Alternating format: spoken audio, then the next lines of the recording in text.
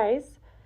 I am hoping to just provide some insight and clarification on some of the changes happening with real estate soon. You might have heard or seen some things recently about a settlement that has recently happened in the real estate world that will be shaking some things up. The settlement is going to shift how real estate transactions are conducted in the relationships between agents and buyers and agents and sellers.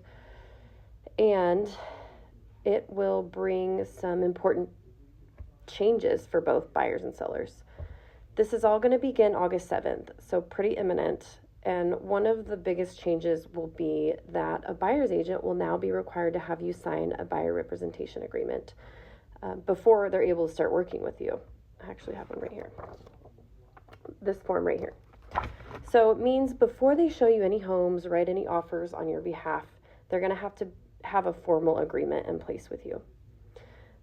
These forms have been used previously. It's not really new. I mean, they're updated, but nothing new. It's just now it's required by everyone, and this is nationwide. So this new rule will hopefully provide clarification and make sure both parties understand the terms of their working relationship from the get-go. Full transparency. Another piece of the puzzle is that all the communication regarding compensation or commission will no longer be posted in the MLS. Instead, the details about how agents will be compensated will need to be communicated directly from agent to agent. So text message, email, whatever, phone call. That'll change. It's just going to create more transparency. So for sellers, commission to a buyer's agent has always been optional, and it will remain that way. That's not changing. Sellers have always had the choice to use an agent to list their home, and they're still going to have the choice if they want to sell by owner or if they want to use representation. So that's all the same.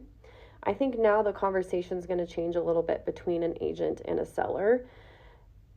Maybe, if the seller if they're comfortable entertaining an offer from an unrepresented buyer, or if they're willing to let an unrepresented buyer come into their house and view their house. And there's a lot of discussion to be had around that topic just in itself, as well as if a seller is going to offer commission to a buyer's agent and how much and what that will look like. And that's going to be another important conversation for a listing agent to have with a seller. It's a whole other video for another day, but there's a lot to be said around that as well. All in all, I would just encourage you to ask questions, find out, if your agent is up to speed on all this new stuff coming out and these requirements, and if they're educating themselves on how to navigate the upcoming changes.